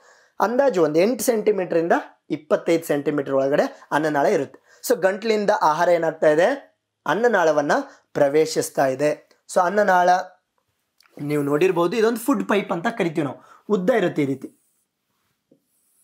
ಆಮೇಲೆ ಬಂದ್ಬಿಟ್ಟು ಇಲ್ಲಿ ಜಠರ ಇರುತ್ತೆ, ಆಯ್ತಾ. ಸೊ ಅನ್ನನಾಳವನ್ನು ಬೋಲಸ್ ಪ್ರವೇಶಿಸುತ್ತೆ. ಇಲ್ಲಿ ಗುರುತ್ವಾಕರ್ಷಣೆ ಬಲ ಕೆಲಸ ಮಾಡಲ್ಲ. ಅಂದರೆ ಅನ್ನನಾಳದಲ್ಲಿ ಬಿದ್ದ ತಕ್ಷಣ ಟಪಕ್ ಅಂತ ಆಹಾರ ಹೋಗಿ ಜಠರದಲ್ಲಿ ಬೀಳಲ್ಲ, ಬಾಲ್ ಬಿದ್ದಂಗೆ. ಯಾಕೆ ಬೀಳಲ್ಲ, ಒಂದು ವೇಳೆ ಆ ರೀತಿ ಆಹಾರ ಬೀಳಕ್ಕೆ ಪ್ರಾರಂಭ ಆಯಿತು ಅಂದರೆ ಜಠರ ಹಾನಿಯಾಗುವಂತಹ ಸಾಧ್ಯತೆಗಳು ಇರುತ್ತೆ. ಸೊ ಆದ್ದರಿಂದ ಭಗವಂತ ಏನು ಮಾಡಿದ್ದಾನೆ, ಅನ್ನನಾಳದಲ್ಲಿ ಒಂದು ವಿಶಿಷ್ಟವಾದಂಥ ಚಲನೆಯನ್ನು ಇಟ್ಟಿದ್ದಾನೆ. ಅದು ಹೇಗೆ ಅಂದರೆ ಸಂಕೋಚನ ಮತ್ತು ವಿಕಸನ ಆಗ್ತಾ ಇರುತ್ತೆ. ಒಂದ್ಸಲಿ ಸಂಕೋಚನ ಆಗುತ್ತೆ, ನೆಕ್ಸ್ಟು ವಿಕಸನ ಆಗುತ್ತೆ, ಮತ್ತೆ ಸಂಕೋಚನ ವಿಕಸನ ಆಗುತ್ತೆ. ಸೊ ಈ ರೀತಿ ವಿಕಸನ ಆದಾಗ ಆಹಾರ ಅಲ್ಲಿ ಬೀಳುತ್ತೆ, ಸಂಕೋಚನ ಆದಾಗ ಆಹಾರ ಅಲ್ಲಿಂದ ಮತ್ತೆ ಕೆಳಗೆ ಹೋಗುತ್ತೆ. ಸೊ ಈ ರೀತಿಯಾದಂತಹ ನಿರಂತರವಾಗಿ ನಡೀತಾ ಇರುತ್ತೆ, ಸಂಕೋಚನ ವಿಕಸನ. ಈ ರೀತಿಯಾದಂತಹ ಚಲನೆಯನ್ನು ನಾವು ಪರಿಕ್ರಮಣ ಚಲನೆ ಅಂತ ನಾವು ಕರಿತೀವಿ. ಸೊ ಲಯಬದ್ಧವಾಗಿ ನಡೆಯುತ್ತಿರುವಂತಹ ಸಂಕೋಚನ ಮತ್ತು ವಿಕಸನವನ್ನು ಪರಿಕ್ರಮಣ ಚಲನೆ ಅಂತ ಕರಿತೀವಿ. ಇಂಗ್ಲೀಷಲ್ಲಿ ಅದನ್ನು ಪೆರಿಸ್ಟಾಲಿಸಿಸ್ ಅಂತ ನಾವು ಕರಿತೀವಿ. ಈ ಪೆರಿಸ್ಟಾಲಿಸಿಸ್ ಚಲನೆಗಳ ಮುಖಾಂತರ ಬೋಲಸ್ ಏನಾಗುತ್ತೆ ಅಥವಾ ಆಹಾರದ ಭಾಗ ಬಂದು ಜಠರವನ್ನು ಪ್ರವೇಶಿಸುತ್ತೆ. ಇನ್ನು ನಾವು ಅನ್ನನಾಳದ ಬಗ್ಗೆ ತಿಳ್ಕೊಂಡಾದ್ಮೇಲೆ ಜಠರಕ್ಕೆ ಹೋಗಬೇಕಾಗುತ್ತೆ. ಇನ್ನು ಜಠರಕ್ಕೆ ಹೋದಾಗ ಏನಾಗುತ್ತೆ ಅನ್ನೋದನ್ನು ನಾವು ತಿಳ್ಕೋಬೇಕು. ಈ ಜಠರವನ್ನು ನೋಡಿ ನೀವೆಲ್ಲ ಇದನ್ನೇನಾದರೂ ಸ್ವಲ್ಪ ನೀವು ಹಿಂಗೆ ಸ್ಟ್ರೈಟ್ ಮಾಡಿದ್ರಿ ಅಂದರೆ ನಿಮಗೆ ಜೆ ಆಕಾರದಲ್ಲಿ ಕಾಣಿಸುತ್ತೆ. ಸ್ಟ್ರೈಟ್ ಮಾಡಿ ಅಲ್ವಾ. ಸೊ ಆದ್ದರಿಂದ ಅದನ್ನು ಜೆ ಆಕಾರ ಅಂತ ಕರಿತೀವಿ. ದೊಡ್ಡ ಭಾಗ, ದೊಡ್ಡ ಅಂಗ ನೆನಪಿಟ್ಕೊಳ್ಳಿ, ಉದ್ದವಾದ ಅಂಗ ಅಲ್ಲ, ದೊಡ್ಡದಾದಂಥ ಅಂಗ. ಇಡೀ ಜೀರ್ಣಾಂಗ ವ್ಯೂಹದಲ್ಲಿ ದೊಡ್ಡದಾಗಿರುವಂಥದ್ದು ಇದು. ಯಾಕೆ ದೊಡ್ಡದು ಅಂತ ಹೇಳ್ತಾ ಇದೀವಿ ಅಂತಂದ್ರೆ, ನಮ್ಮ ಹೊಟ್ಟೆ ಒಂದು ರಬ್ಬರ್ ಬ್ಯಾಂಡ್ ಇದ್ದಂಗೆ. ಅದು ನೀವೆಷ್ಟು ಆಹಾರ ಹಾಕ್ತೀರಾ ಅನ್ನೋದ್ರ ಮೇಲೆ ದೊಡ್ಡದಾಗ್ತಾ ಆಗ್ತಾ ಆಗ್ತಾ ಹೋಗುತ್ತೆ. ಒಂದು ಇನ್ನೊಂದೇನಪ್ಪ ಅಂದ್ರೆ, ನೀವು ನಾರ್ಮಲ್ ಆಗಿ ಸಾಮಾನ್ಯವಾಗಿ ನೋಡಿದಾಗ ಇದು ದೊಡ್ಡದಾಗಿರುವಂತ ಭಾಗ, ಸಣ್ಣ ಕರುಳು ಉದ್ದವಾಗಿರುವಂತ ಭಾಗ. ಸೊ ಈಗ ನಮ್ಮ ಬೋಲಸ್ ಏನಾಗಿದೆ, ಬಂದು ಜಠರವನ್ನ ಸೇರಿದೆ. ಈ ಜಠರವನ್ನ ತುಂಬಾ ಭಾಗಗಳಾಗಿ, ಅನಾಟಮಿಯಲ್ಲಿ ತುಂಬಾ ಭಾಗಗಳಾಗಿ ವಿಂಗಡಣೆ ಮಾಡಿದ್ದಾರೆ. ಅದನ್ನ ನಿಮ್ಮ ಮುಂದಿನ ತರಗತಿಗಳಲ್ಲಿ, ಉನ್ನತ ಶಿಕ್ಷಣದಲ್ಲಿ ನೀವು ಕಲಿತೀರ. ಸದ್ಯಕ್ಕೆ ನಾವು ಸಿಂಪಲ್ ಆಗಿ ಇದೊಂದು ದೊಡ್ಡ ಅಂಗ ಆಗಿದೆ, ಜೆ ಆಕಾರವನ್ನ ಹೊಂದಿದೆ. ಇದರೊಳಗಡೆ ಸ್ನಾಯುಗಳಿದಾವೆ, ಸ್ನಾಯುಗಳಿಂದ ಮಾಡಲ್ಪಟ್ಟಿದೆ. ಅದರೊಳಗಡೆ ಇರುವಂತಹ ಗ್ರಂಥಿಗಳು 3 ಪ್ರಮುಖವಾದಂತಹ ವಸ್ತುಗಳನ್ನು ಉತ್ಪತ್ತಿ ಮಾಡ್ತವೆ. ಒಂದು HCl, ಪೆಪ್ಸಿನ್ ಮತ್ತೆ ರೆನಿನ್ ಅನ್ನುವಂಥ ಕಿಣ್ವಗಳು, ಇನ್ನೊಂದು ಲೋಳೆ. ಆಮ್ಲ, ಕಿಣ್ವ ಮತ್ತು ಲೋಳೆ. ಈ ಆಮ್ಲ ಏನ್ ಮಾಡುತ್ತೆ, ಇಲ್ಲಿ ಆಮ್ಲೀಯ ವಾತಾವರಣವನ್ನ ಉಂಟು ಮಾಡುತ್ತೆ. ಜಠರದಲ್ಲಿ ಆಹಾರ ವಿಭಜನೆಗೆ ಬೇಕಾಗಿರುವಂತ ಆಮ್ಲೀಯ ವಾತಾವರಣವನ್ನ, ಅಸಿಡಿಕ್ ಒಂದು ಎನ್ವೈರನ್ಮೆಂಟ್ ಅನ್ನ ಕ್ರಿಯೇಟ್ ಮಾಡುತ್ತೆ. ಇನ್ನು ಈ ಪೆಪ್ಸಿನ್ ಮತ್ತು ರೆನಿನ್ ಏನ್ ಮಾಡ್ತವೆ, ಪ್ರೋಟೀನ್ಗಳ ಮೇಲೆ ಕಾರ್ಯವನ್ನು ನಿರ್ವಹಿಸ್ತವೆ. ಅಂದ್ರೆ ಪ್ರೋಟೀನ್ಗಳ ವಿಭಜನೆಗೆ ಸಹಾಯ ಮಾಡ್ತವೆ. ಈ ಲೋಳೆ ಏನ್ ಮಾಡುತ್ತೆ, ನಿಮಗೆ ಗೊತ್ತು, ಆಸಿಡ್ ಮೂವಿ ರೀಸೆಂಟ್ ಆಗಿ ದೀಪಿಕಾ ಪಡುಕೋಣೆ ಅವ್ರದ್ದು ಒಂದು ಮೂವಿ ಬಂತು ಅಲ್ವಾ. ಸೊ ಆಸಿಡ್ ಅನ್ನ ಹಾಕಿದಾಗ ಏನಾಗುತ್ತೆ, ಚರ್ಮ ಸುಡುತ್ತೆ ಅಥವಾ ಯಾವುದೇ ವಸ್ತು ಆಗ್ಲಿ ಸುಡುತ್ತೆ. ಹಾಗಾದ್ರೆ ಹೊಟ್ಟೆ ಒಳಗಡೆ HCl ಆಸಿಡ್ ಇದೆ, ಹೈಡ್ರೋಕ್ಲೋರಿಕ್ ಆಸಿಡ್, ಹೊಟ್ಟೆ ಸುಡಲ್ವಾ ಅಂತ ನಿಮ್ಗೆಲ್ಲ ಅನುಮಾನ ಬರ್ಬೋದು. ಸೊ ಅದಕ್ಕೋಸ್ಕರ ದೇವ್ರು ಏನ್ ಮಾಡಿದಾನೆ, ಲೋಳೆಯನ್ನ ಸೃಷ್ಟಿ ಮಾಡಿದಾನೆ. ಈ ಲೋಳೆ ಏನಾಗುತ್ತೆ, ಜಠರದ ಒಳಗಿನ ಗೋಡೆಯನ್ನ, ಒಳಗಿನ ಪದರವನ್ನ ಆವರಿಸ್ಕೊಂಡಿರುತ್ತೆ. ಈ ಲೋಳೆ ಏನ್ ಮಾಡ್ತಾ ಇದೆ, ಆಮ್ಲ ಹೊಟ್ಟೆಯನ್ನ ಅಥವಾ ಜಠರವನ್ನ ಸುಡುವುದನ್ನ ತಡೆಗಟ್ತಾ ಇದೆ. ಇದು ಆಮ್ಲದ ಇದು ಲೋಳೆಯ ಕೆಲಸ. ಇನ್ನು ಆಮ್ಲೀಯ ವಾತಾವರಣ ಸೃಷ್ಟಿ ಮಾಡೋದಷ್ಟೇ ಅಲ್ಲದೆ ಏನ್ ಮಾಡ್ತಾ ಇದೆ, ಪೆಪ್ಸಿನ್ ಅನ್ನ ಆಕ್ಟಿವೇಟ್ ಮಾಡುತ್ತೆ. ಪೆಪ್ಸಿನ್ ಕಿನ್ವ ಕೆಲಸ ಮಾಡಬೇಕು ಅಂದ್ರೆ ಅದಕ್ಕೆ ಯಾರಾದ್ರೂ ಸ್ವಲ್ಪ ಉತ್ತೇಜನ ಕೊಡ್ಬೇಕು. ಆ ಉತ್ತೇಜನ ಕೊಡೋದನ್ನ ಯಾರು ಮಾಡ್ತಾರೆ, HCl ಮಾಡ್ತಾ ಇದೆ. ಇದಿಷ್ಟು ನಿಮ್ಮ ಜಠರದಲ್ಲಿ ನಡೆಯುವಂತಹ ಕಾರ್ಯಗಳು ಆಗಿದ್ದಾವೆ. ಅದಷ್ಟೇ ಅಲ್ಲದೆ HCl ಏನ್ ಮಾಡುತ್ತೆ ಅಂತಂದ್ರೆ, ನಾವು ಆಹಾರ ತಗೊಂಡಾಗ ಬೇಡದೇ ಇರುವಂತ ಸೂಕ್ಷ್ಮಾಣು ಜೀವಿಗಳು, ಬ್ಯಾಕ್ಟೀರಿಯಾಗಳು, ವೈರಸ್ಗಳು ಹೋದ್ರೆ ಅವುಗಳನ್ನ ಕೊಂದು ಹಾಕುತ್ತೆ. ಸೊ ಇದಿಷ್ಟು HCl, ಲೋಳೆ ಮತ್ತು 2 ಕಿಣ್ವಗಳ ಕೆಲಸ. ನೆನಪಿಟ್ಕೊಳ್ಳಿ, ಜಠರದಲ್ಲಿ ಕೇವಲ ಪ್ರೋಟೀನ್ ವಿಭಜನೆ ಅಥವಾ ಪ್ರೋಟೀನ್ ಜೀರ್ಣಕ್ರಿಯೆ ನಡೀತಾ ಇದೆ. ಅದಕ್ಕೆ ಸಹಾಯ ಮಾಡ್ತಾ ಇರೋದು 2, ಪೆಪ್ಸಿನ್ ಮತ್ತು ರೆನಿನ್. ಪೆಪ್ಸಿನ್ ಏನ್ ಮಾಡ್ತಾ ಇದೆ, ಪ್ರೋಟೀನ್ ಅನ್ನ ವಿಭಜನೆ ಮಾಡಿ ಮಾಡ್ತಾ ಇದೆ. ರೆನಿನ್ ಏನ್ ಮಾಡ್ತಾ ಇದೆ, ಹಾಲಿನಲ್ಲಿರುವಂತಹ ಪ್ರೋಟೀನ್ಗಳನ್ನ ವಿಭಜನೆ ಮಾಡಕ್ಕಾಗದೇ ಇರುವಂತ ಮೊಸರನ್ನಾಗಿ ಪರಿವರ್ತನೆ ಮಾಡ್ತಾ ಇದೆ. ಇದಿಷ್ಟು ನಮ್ಮ ಜಠರದಲ್ಲಿ ನಡೆಯುವಂತ ಕೆಲಸಗಳು. ಇನ್ನು ನಾವು ಜಠರದಿಂದ ಮುಂದಕ್ಕೆ ಹೋಗೋಣ. ಮುಂದೆ ಬರೋದು ಯಾವುದು, ಸಣ್ಣ ಕರಳು. ಸೊ ಈ ಸಣ್ಣ ಕರಳಿನಲ್ಲೇ ಎಲ್ಲಾ ಜೀರ್ಣಕ್ರಿಯೆ ನಡೆಯೋದು. ಮುಂದಿನ ಎಲ್ಲ ಪ್ರಮುಖವಾದಂತಹ ಭಾಗ ಜೀರ್ಣಕ್ರಿಯೆಯಲ್ಲಿ ನಡೆಯುವಂಥದ್ದು ಸಣ್ಣ ಕರುಳಿನಲ್ಲಿ. ಈ ಸಣ್ಣ ಕರುಳಿನಲ್ಲೇ ನಾವು ಅವಾಗಲೇ ಹೇಳಿದ್ವಲ್ಲ, ಸಹಾಯಕ ಗ್ರಂಥಿಗಳು 2, ಯಕೃತ್ ಮತ್ತು ಮೆದೋಜೀರಕಾಂಗ. ಅವುಗಳ ರಸಗಳನ್ನು ಸಹ ಇದರೊಳಗಡೆ ಸೇರಿಸ್ತವೆ. ಸೊ ಇದು ಪ್ರಮುಖವಾಗಿರುವಂತಹ ಅಂಗ. ಇದನ್ನು ತಿಳ್ಕೊಳ್ಳೋಣ. ಏನು, ಸಂಪೂರ್ಣವಾದ ಪಚನ ಕ್ರಿಯೆ ನಡೆಯುತ್ತೆ. ಎಲ್ಲಿ, ಕಾರ್ಬೋಹೈಡ್ರೇಟ್ ಆಗಿರ್ಬೋದು, ಪ್ರೋಟೀನ್ ಆಗಿರ್ಬೋದು, ಕೊಬ್ಬು ಆಗಿರ್ಬೋದು, ಇದೆಲ್ಲದರ ಪಚನ ಕ್ರಿಯೆ ಸಣ್ಣ ಕರಳಿನಲ್ಲಿ ನಡೆಯುತ್ತೆ. ಅದಷ್ಟೇ ಅಲ್ಲದೆ ಮೆದೋಜೀರಕಾಂಗ ಮತ್ತು ಯಕೃತ್ಗಳು, ಅವುಗಳ ಸ್ರವಿಕೆಯನ್ನು ಸಹ ಸಣ್ಣ ಕರುಳಿಗೆ ಬಿಡ್ತವೆ ಅಂತ ಹೇಳಿದ್ವಿ. ಇನ್ನು ಯಕೃತ್ ಉತ್ಪತ್ತಿ ಮಾಡುವಂತ ರಸವನ್ನು ನಾವು ಪಿತ್ತರಸ ಅಂತ ಕರಿತೀವಿ. ನೆನಪಿಟ್ಕೊಳ್ಳಿ, ಯಕೃತ್ ಪಿತ್ತರಸವನ್ನ ಉತ್ಪತ್ತಿ ಮಾಡುತ್ತೆ. ಪಿತ್ತರಸ ಸಂಗ್ರಹ ಆಗುವಂಥದ್ದು ಪಿತ್ತ ಕೋಶದ ಒಳಗಡೆ. ಆಯ್ತಾ. ಸೊ ಈ ಪಿತ್ತರಸ ಏನ್ ಮಾಡುತ್ತೆ, ಕೊಬ್ಬಿನ ದೊಡ್ಡ ದೊಡ್ಡ ಕಣಗಳನ್ನ ವಿಭಜನೆ ಮಾಡಿ ಚಿಕ್ಕ ಚಿಕ್ಕ ಕಣಗಳನ್ನಾಗಿ ಮಾಡುತ್ತೆ. ಪಿತ್ತರಸ ಏನ್ ಮಾಡುತ್ತೆ, ಕೊಬ್ಬುಗಳ ವಿಭಜನೆಯನ್ನ ಮಾಡುತ್ತೆ. ಅದಷ್ಟೇ ಅಲ್ಲದೆ ಈ ಪಿತ್ತರಸ ಜಠರದಲ್ಲಿ ನಾವು ಹೇಳಿದ್ವಿ ಆಮ್ಲೀಯ HCl ಇದೆ ಅಂತ. ಸೊ HCl ಅನ್ನ ಹೊಂದಿರುವಂತ ಆಹಾರ. ಸೊ ಒಂದು ಪಾಯಿಂಟ್ ನೆನಪಿಟ್ಕೊಳ್ಳಿ, ಜಠರದಲ್ಲಿ ಆ HCl ನಿಂದಾಗಿ ಆಹಾರ ವಿಭಜನೆ ಹೊಂದಿ ಒಂದು ಗಟ್ಟಿಯಾದ ದ್ರವ ರೂಪವನ್ನು ತಾಳುತ್ತೆ. ಆ ಗಟ್ಟಿಯಾದ ದ್ರವ ರೂಪವನ್ನು ನಾವು ಕೈಮ್ ಅಂತ ಕರಿತೀವಿ. ಸೊ ಅದು ಆ ಕೈಮ್ ಎಂಟರ್ ಆದ ತಕ್ಷಣ ಜಠರದಲ್ಲಿ ಆಸಿಡ್ ಆಗಿರುತ್ತೆ. ಸೊ ಈ ಪಿತ್ತರಸ ಜಾಯಿನ್ ಆಗೋದ್ರಿಂದ ಆಮ್ಲೀಯತೆಯನ್ನು ಕಡಿಮೆ ಮಾಡಿ ಆಹಾರವನ್ನ ಕ್ಷಾರೀಯಗೊಳಿಸುತ್ತೆ. ಆಸಿಡ್ ಆಗಿರೋದನ್ನ ಏನ್ ಮಾಡುತ್ತೆ, ಬೇಸ್ಗೆ ಕನ್ವರ್ಟ್ ಮಾಡುತ್ತೆ. ಇನ್ನು ಪಿತ್ತರಸ ನಾನು ಹೇಳಿದೆ, ದೊಡ್ಡ ದೊಡ್ಡ ಕೊಬ್ಬಿನ ಕಣಗಳನ್ನ ಚಿಕ್ಕ ಚಿಕ್ಕ ಕಣಗಳಾಗಿ ವಿಭಜನೆಯನ್ನ ಮಾಡುತ್ತೆ. ಅದಾದ್ಮೇಲೆ ಮೆದೋಜೀರಕಾಂಗ ಉತ್ಪತ್ತಿ ಮಾಡುವಂತ ರಸವನ್ನು ನಾವು ಮೆದೋಜೀರಕ ರಸ ಅಂತ ಕರೆದ್ವಿ. ನಾನು ಅವಾಗಲೇ ಹೇಳಿದ್ದೆ, ಲಾಲಾರಸದಲ್ಲಿ ಅಮೈಲೇಸ್ ಇದೆ, ಅದೇ ರೀತಿ ಮೆದೋಜೀರಕದಲ್ಲೂ ಸಹ ಒಂದು ಅಮೈಲೇಸ್ ಕಿಣ್ವ ಇದೆ. ನೆನಪಿಟ್ಕೊಳ್ಳಿ, ಇಲ್ಲಿ ಅದನ್ನು ನಾವು ಮೆದೋಜೀರಕ ಅಮೈಲೇಸ್ ಅಂತ ಕರಿತೀವಿ. ಸೊ ಮೆದೋಜೀರಕ ಅಮೈಲೇಸ್, ಟ್ರಿಪ್ಸಿನ್, ಲೈಪೇಸ್ 3 ಕಿಣ್ವಗಳು ಉತ್ಪತ್ತಿ ಆಗ್ತಾ ಇದೆ. ನೆನಪಿಟ್ಕೊಳ್ಳಿ, ಮೆದೋಜೀರಕಾಂಗರಸದಲ್ಲಿರುವಂತಹ ಅಮೈಲೇಸ್, ಟ್ರಿಪ್ಸಿನ್ ಮತ್ತು ಲೈಪೇಸ್ ಕಾರ್ಬೋಹೈಡ್ರೇಟ್, ಪ್ರೋಟೀನ್, ಫ್ಯಾಟ್, ಕೊಬ್ಬು ಇವುಗಳ ಮೇಲೆ ಕಾರ್ಯವನ್ನು ನಿರ್ವಹಿಸುತ್ತೆ. ಅಂದರೆ ಇವುಗಳ ವಿಭಜನೆಗೆ ಸಹಾಯ ಮಾಡುತ್ತೆ. ಮೆದೋಜೀರಕ ಅಮೈಲೇಸ್ ಏನು ಮಾಡುತ್ತೆ? ಪಿಷ್ಟವನ್ನು ಮಾಲ್ಟೋಸ್ ಆಗಿ ಪರಿವರ್ತನೆ ಮಾಡುತ್ತೆ, ಸ್ಟಾರ್ಚನ್ನು ಮಾಲ್ಟೋಸ್ ಆಗಿ ಪರಿವರ್ತನೆ ಮಾಡುತ್ತೆ. ಇನ್ನು ಟ್ರಿಪ್ಸಿನನ್ನು ತಗೊಳ್ಳಿ, ಆ ಟ್ರಿಪ್ಸಿನು ಪ್ರೋಟೀನ್ಗಳನ್ನು ಪಾಲಿಪೆಪ್ಟೈಡ್ಗಳಾಗಿ ಪರಿವರ್ತನೆ ಮಾಡುತ್ತೆ. ಅದಾದಮೇಲೆ ಲೈಪೇಸ್, ಲಿಪಿಡ್, ನೆನಪಿಟ್ಕೊಳ್ಳಿ, ಅದೇನು ಮಾಡುತ್ತೆ? ಲಿಪೇಸು ಕೊಬ್ಬಿನ ಅಂಶವನ್ನು ಕೊಬ್ಬಿನ ಆಮ್ಲ ಮತ್ತು ಗ್ಲಿಸರಾಲ್ ಆಗಿ ಒಡೆಯುತ್ತೆ. ಇನ್ನು ಇದಕ್ಕಿಂತ ಮುಂದೆ ಒಡೆಯೋಕ್ಕಲ್ಲ, ಕೊಬ್ಬಿರುತ್ತೆ, ಕೊಬ್ಬಿನ ಆಮ್ಲ ಮತ್ತು ಗ್ಲಿಸರಾಲ್ಗಳಾಗಿ ವಿಭಜನೆ ಮಾಡುತ್ತೆ. ನೆನಪಿಟ್ಕೊಳ್ಳಿ, ಕಾರ್ಬೋಹೈಡ್ರೇಟ್, ಪ್ರೋಟೀನ್ ಮತ್ತು ಕೊಬ್ಬು ಇವೆಲ್ಲ ಕಾಂಪ್ಲೆಕ್ಸ್, ಅಂದರೆ ಸಂಕೀರ್ಣವಾಗಿರುವಂಥದ್ದು, ದೊಡ್ಡದು. ನೀವು ಕಾರ್ಬೋಹೈಡ್ರೇಟನ್ನು ಹೊಡೆದಾಗ ನಿಮಗೆ ಚಿಕ್ಕದಾಗಿ ಬರುವಂಥದ್ದು ಗ್ಲೂಕೋಸ್, ಆಯಿತಾ? ಇದು ಬೇಸಿಕ್ ಯೂನಿಟ್. ಇದಕ್ಕಿಂತ ಮುಂದೆ ಹೋದರೆ ನಿಮಗೆ ಮಾಲ್ಟೋಸ್ ಇದೆ, ಫ್ರಕ್ಟೋಸ್ ಇದೆ, ಸುಕ್ರೋಸ್ ಇದೆ, ಬಟ್ ಅವೆಲ್ಲ ಏನು ಇದಕ್ಕಿಂತ ಸ್ವಲ್ಪ ದೊಡ್ಡ, ಆಯಿತಾ? ಇನ್ನು ನೆಕ್ಸ್ಟ್ ನೀವು ಟ್ರಿಪ್ಸಿನ್ ಬಂದರೆ ಅದು ಪ್ರೋಟೀನನ್ನು ಒಡೆಯುತ್ತೆ ಅಂತ ಹೇಳಿದ್ವಿ. ಸೊ ಪ್ರೋಟೀನನ್ನು ಹೊಡೆದಾಗ ನಮಗೆ ಅಮೈನೋ ಆಮ್ಲಗಳು ಬರಬೇಕು, ಬಟ್ ನಾವಿನ್ನು ಪಾಲಿಪೆಪ್ಟೈಡ್ಗಳಲ್ಲೇ ಇದ್ದೀವಿ. ಸೊ ಈ ಎಲ್ಲ ಕಿಣ್ವಗಳು ಏನು ಮಾಡ್ತಾ ಇದ್ದಾವೆ? ನಮಗೆ ಸಂಕೀರ್ಣವಾಗಿರುವಂಥ ಆಹಾರ ಪದಾರ್ಥವನ್ನು ಸರಳವಾಗಿ ವಿಭಜನೆ ಮಾಡೋಕ್ಕೆ ಸಹಾಯ ಮಾಡ್ತಾ ಇದ್ದಾವೆ. ಇದಿಷ್ಟು ಸಣ್ಣ ಕರುಳಿನಲ್ಲಿ ನಡೆಯುವಂಥದ್ದು. ಇನ್ನು ಸಣ್ಣ ಕರುಳಿನಲ್ಲಿ ಇನ್ನು ಮುಂದೆ ಏನಾಗುತ್ತೆ? ನಾನು ಹೇಳಿದೆ ತುಂಬ ದೊಡ್ಡದಿದು ಅಂತ ಹೇಳ್ಬಿಟ್ಟು. ಏನೇನಾಗುತ್ತೆ ನೋಡೋಣ. ಸಣ್ಣ ಕರುಳಿನ ಗೋಡೆಯಲ್ಲೂ ಸಹ ಗ್ರಂಥಿಗಳಿದ್ದಾವೆ. ಆ ಗ್ರಂಥಿಗಳು ಸಹ ರಸವನ್ನು ಉತ್ಪತ್ತಿ ಮಾಡ್ತವೆ. ಆ ರಸವನ್ನು ಕರುಳಿನ ರಸ ಅಂತ ನಾವು ಕರಿತೀವಿ.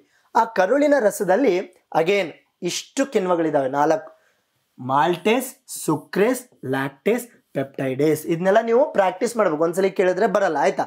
ಮಾಲ್ಟೇಸ್, ಸುಕ್ರೇಸ್, ಲ್ಯಾಕ್ಟೇಸ್, ಪೆಪ್ಟಿಡೇಸ್ ಅಂತ ಹೇಳ್ಬಿಟ್ಟು. ಸೊ ಇವೇನು ಮಾಡ್ತಾ ಇದ್ದಾವೆ? ನೀವು ಅಲ್ಲಿ ನೋಡಿದ್ರೆ ಮಾಲ್ಟೋಸ್, ಈ ಕಿಣ್ವ ಮಾಲ್ಟೋಸನ್ನು ವಿಭಜನೆ ಮಾಡ್ತಾ ಇದೆ. ಸುಕ್ರೇಸ್ ಇದು ಏನು ಮಾಡ್ತಾ ಇದೆ? ಮುಂದೆ ಉತ್ಪತ್ತಿ ಆಗಿರುವಂತಹ ಮಾಲ್ಟೋಸನ್ನು ವಿಭಜನೆ ಮಾಡ್ತಾ ಇದೆ. ಲ್ಯಾಕ್ಟೇಸ್ ಇದೇನು ಮಾಡ್ತಾ ಇದೆ? ಹಾಲಿನಲ್ಲಿರುವಂತಹ ಒಂದು ಅಂಶವನ್ನು ವಿಭಜನೆ ಮಾಡ್ತಾ ಇದೆ.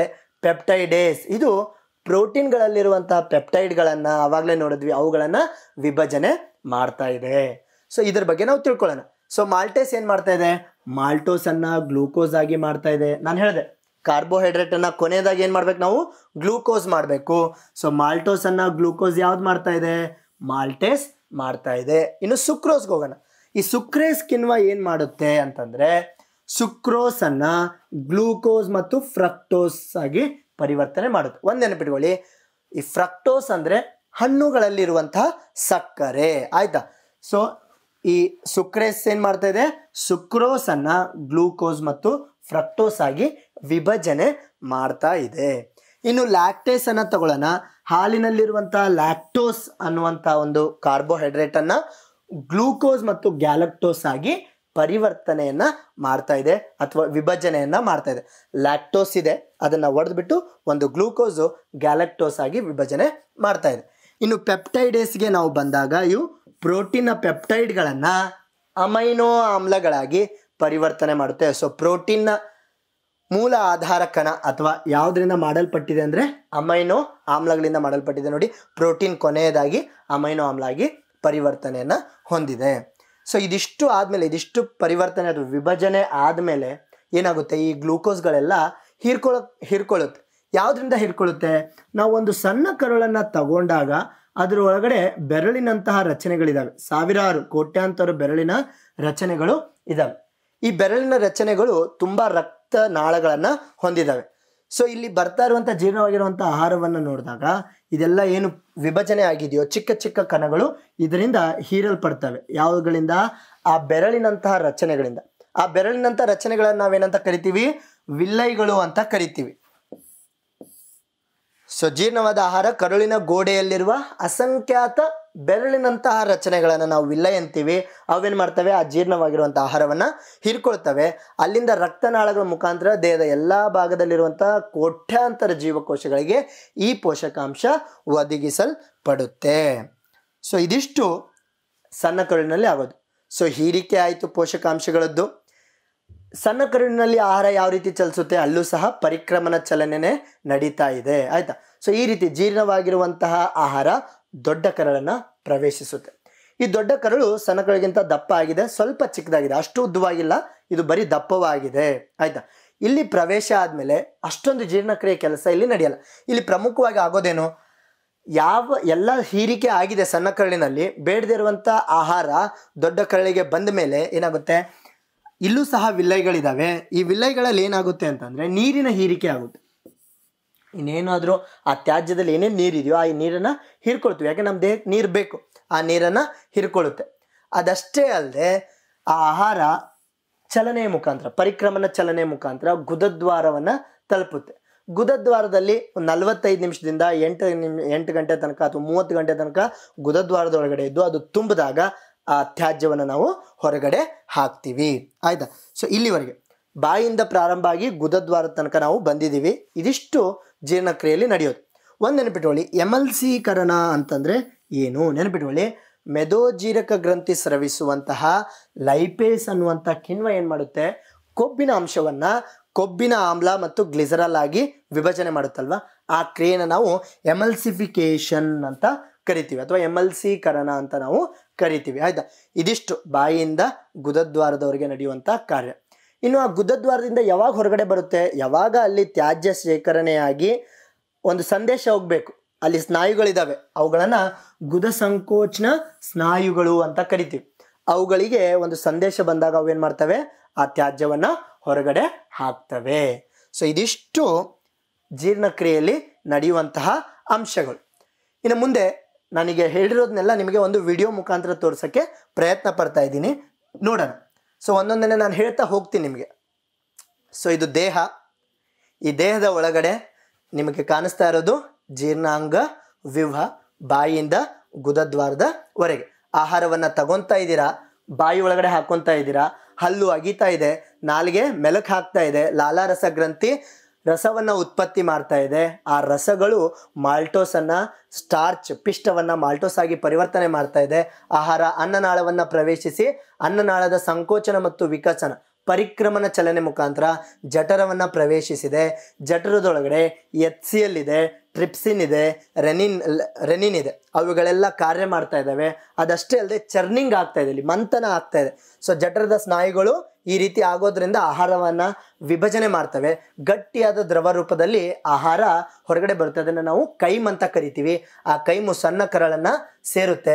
ಸಣ್ಣ ಕರಳಿಗೆ ಸೇರಿದ ಮೇಲೆ ಸಣ್ಣ ಕರಳಿನಲ್ಲಿ ಪರಿಕ್ರಮಣ ಚಲನೆ ಮುಖಾಂತರ ಹೋಗ್ತಾ ಇರಬೇಕಾದ್ರೆ ಮೆದೋಜೀರಕ ರಸ ಮತ್ತು ಪಿತ್ತರಸ ಇವೆರಡರ ಕಾರ್ಯದಿಂದಾಗಿ ಜೀರ್ಣಕ್ರಿಯೆ ಆಗೋದ್ರ ಮುಖಾಂತರ ಬೇಡದೇ ಇರುವಂತಹ, ಹೀರಿಕೆ ಆಗದೇ ಇರುವಂತಹ ಆಹಾರ ದೊಡ್ಡ ಕರಳನ್ನು ಪ್ರವೇಶಿಸಿ ದೊಡ್ಡ ಕರಳಿನಲ್ಲಿ ಸಂಕೋಚನ ಮತ್ತು ವಿಕಸನ ಪರಿಕ್ರಮಣ ಚಲನೆ ಮುಖಾಂತರ ತ್ಯಾಜ್ಯ ಸಂಚಾರ ಮಾಡ್ತಾ ಇದೆ.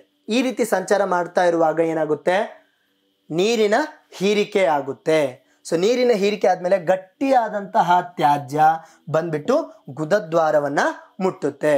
ಈ ಗುದದ್ವಾರವನ್ನು ಮುಟ್ಟಿದ ಮೇಲೆ ಗುದ ಸಂಕೋಚನ ಸ್ನಾಯುಗಳ ಒಂದು ಈ ಪ್ರಭಾವದಿಂದಾಗಿ ಅವೇನು ಮಾಡ್ತವೆ, ತ್ಯಾಜ್ಯ ತುಂಬಿಕೊಂಡಾಗ ದ್ವಾರವನ್ನು ಓಪನ್ ಮಾಡಿ ತ್ಯಾಜ್ಯವನ್ನು ಹೊರಗಡೆ ಹಾಕ್ತವೆ. ನೀವು ಇಲ್ಲಿ ನೋಡಿರ್ಬೋದು ಸಂಕೋಚನ ಮತ್ತು ವಿಕಸನ ಆಗ್ತಾ ಇದೆ, ಹೀಗೆ ಹೀಗೆ ಹೀಗೆ.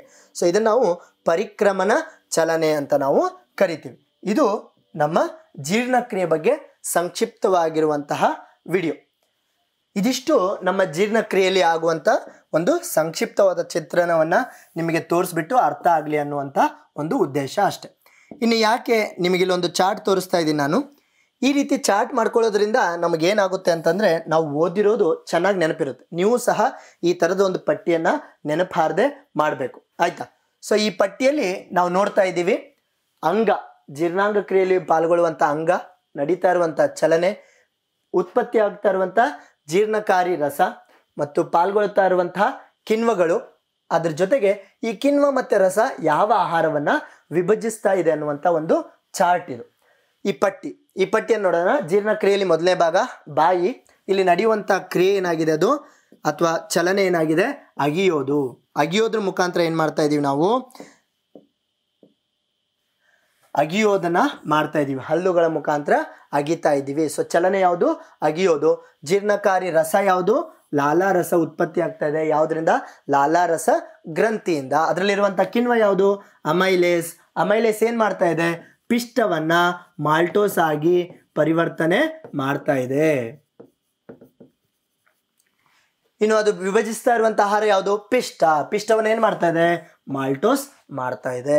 ಎರಡನೇ ಅಂಗ ಅನ್ನನಾಳ. ಅನ್ನನಾಳದಲ್ಲಿ ನಡೀತಾ ಇರುವಂಥ ಚಲನೆ ಲಯಬದ್ಧವಾಗಿರುವಂಥ ಸಂಕೋಚನ ಮತ್ತು ವಿಕಸನ. ಅದನ್ನು ಒಟ್ಟಾರೆಯಾಗಿ ನಾವು ಪರಿಚಲನೆ ಅಂತ ಪರಿಕ್ರಮಣ ಚಲನೆ ಅಂತ ಕರಿತೀವಿ, ಅಥವಾ ಪೆರಿಸ್ಟಾಲಿಸಿಸ್ ಅಂತ ಕರಿತೀವಿ. ಅನ್ನನಾಳದಲ್ಲಿ ಯಾವುದೇ ರೀತಿಯಾದಂಥ ರಸ ಉತ್ಪತ್ತಿ ಆಗಲ್ಲ, ಯಾವುದೇ ರೀತಿಯಾದಂಥ ಕ್ರಿಯೆಗಳು ನಡೆಯಲ್ಲ, ಕಿಣ್ವಗಳು ಇಲ್ಲ, ಯಾವುದೇ ರೀತಿಯಾದಂಥ ಆಹಾರ ವಿಭಜನೆ ನಡೆಯಲ್ಲ. ಅಲ್ಲಿ ಬರೀ ಸಾಗಾಣಿಕೆ ಆಗ್ತಾ ಇದೆ ಅಷ್ಟೇ, ಪೈಪಲ್ಲಿ ಸಾಗಾಣಿಕೆ ಆಗ್ತಾ ಇದೆ. ಇನ್ನು ಮುಂದೆ ಬರುವಂಥ ಅಂಗ ಜಠರ. ಸೊ ಈ ಜಠರದಲ್ಲಿ ನಡೆಯುವಂಥ ಚಲನೆಯನ್ನು ನಾವು ಹೇಳಿದ್ವಿ ಮಂಥನ, ಯಾಕಂದ್ರೆ ಚರ್ನಿಂಗ್ ಆಗ್ತಾ ಇದೆ, ಮಂಥನ ಅಂತ ಕರಿತಾ ಇದ್ದೀವಿ. ಅದರಲ್ಲಿ ಉತ್ಪತ್ತಿ ಆಗುವಂಥ ರಸವನ್ನು ನಾವು HCl ಅಂತ ಕರಿತೀವಿ.